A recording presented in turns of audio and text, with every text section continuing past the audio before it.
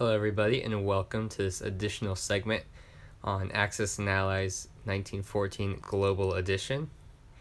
And here we have Japan set up, no one else set up, because Japan's all we're going to talk about. I don't know if you've noticed, but we have here, I finally got around to getting some custom Japanese units.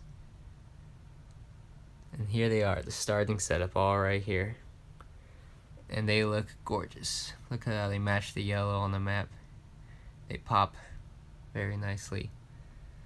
And they're very distinguished from any other country's colors. Or any other nation. So, what did I do here? Well, I'll talk about it. Let me come over here and show you the lineup.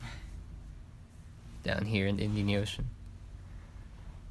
So here I got every unit set up. So basically what I did is copying the standard from the other nations. They all have the same units except for infantry, so I knew I had to get custom infantry. So here we are right here.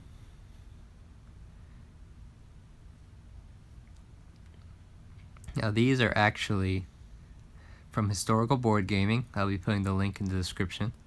They are actually World War II Axis minor power units. So I guess like they're supposed to represent Romanians and Hungarians and whatnot.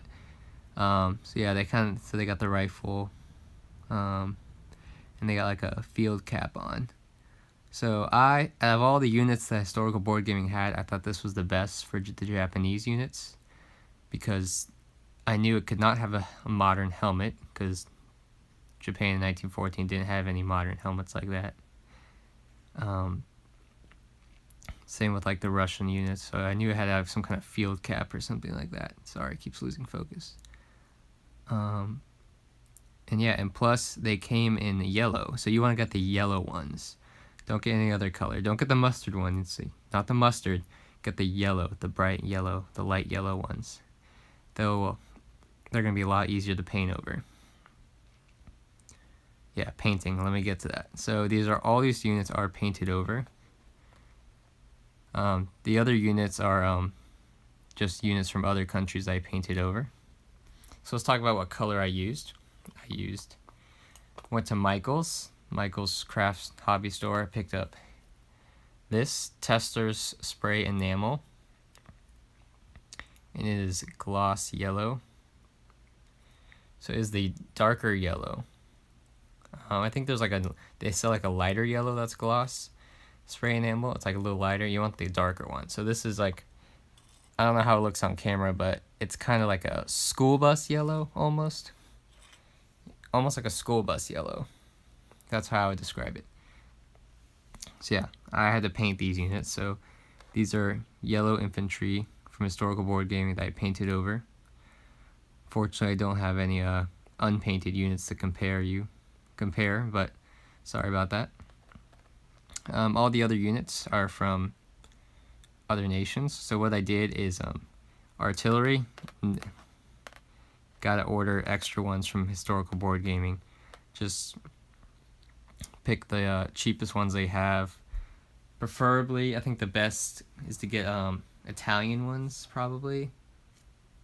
I mean, because the orange will be easier to paint over, but or maybe British, that like light green. But honestly, any country works. Honestly, this is a Russian one, so that's pretty dark color, but look, it painted over very well. Well, except for that little spot. But yeah, I think any color will do as long as you get a good coat on there. So you definitely need to order artillery. Probably need to order some tanks and planes. But for ships, I didn't order any extra ones, because honestly, I just borrowed some extra ones from the countries that typically don't get big navies. Italy, Austria, the Ottomans. The Ottomans don't need all their battleships. You can definitely take some from there. Russia too. Yeah, so I just borrowed some units from them to build my Japanese forces. So let me tell you about how much I have of each. So out of the box comes with 12 infantry. I'd say you need 10 at a minimum. You can go 12, you can do more if you want, but I would get at least 10. Artillery, at least, the out of the box comes 10, so I would say at least 8 for Japan. I mean, remember, Japan's not gonna a huge power, so it's not gonna be spread out too much. So they can afford to have a little less units.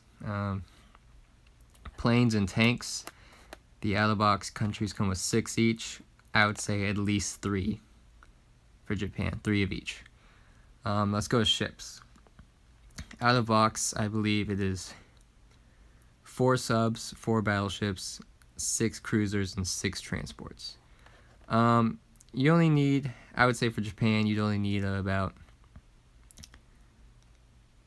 2 battleships and 3 of each for the miners, or for the cruisers, subs, and transports. So it's look at that color. Yeah, it came out really nice on the battleship.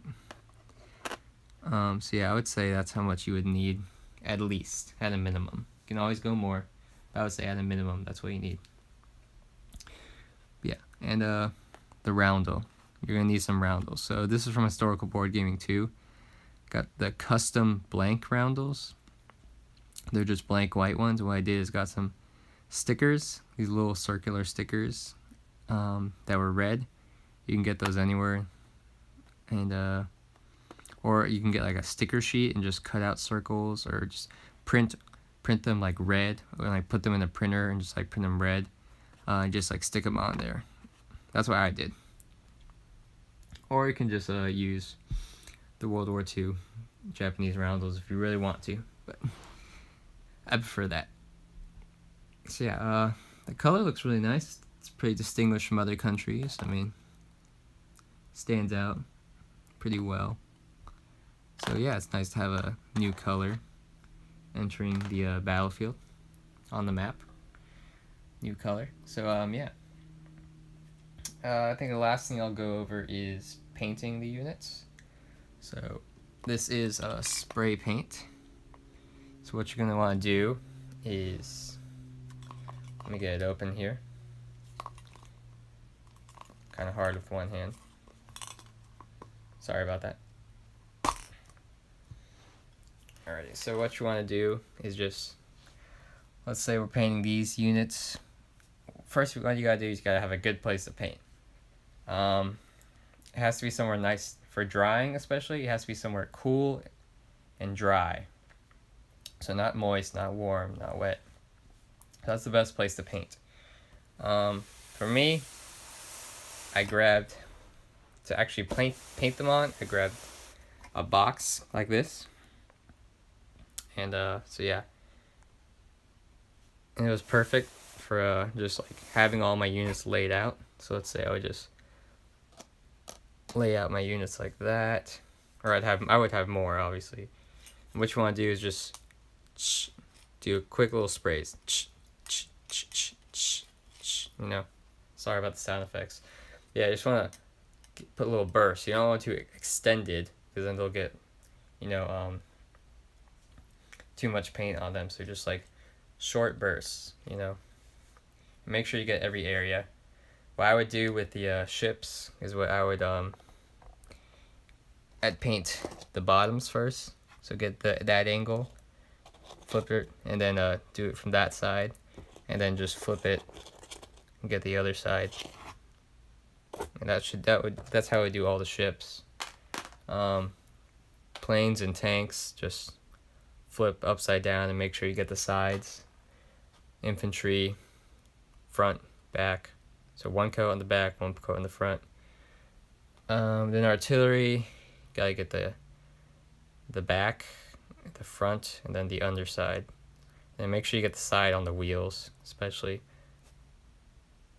And yeah, that is it. So that's my little tips on getting the custom units. So let's take a last look over those. And let's finish over here with the Japan setup. So yeah, it's nice to have some custom units, so they don't have instead of the World War II Japanese units. They look a lot better. Plus, they're a lot more distinguished from Italy. So yeah, I hope you enjoyed this video. I hope you learned some tips. If you find any other spray paint colors that you think would work, put it in the comments. Let other people know. This is a gloss. I think, honestly, I think flat sprays or primers are even better, but I could not find any with the color that I really wanted. So yeah, if you like this video, please like and subscribe. Look forward to my next video. Alright, take care. Bye.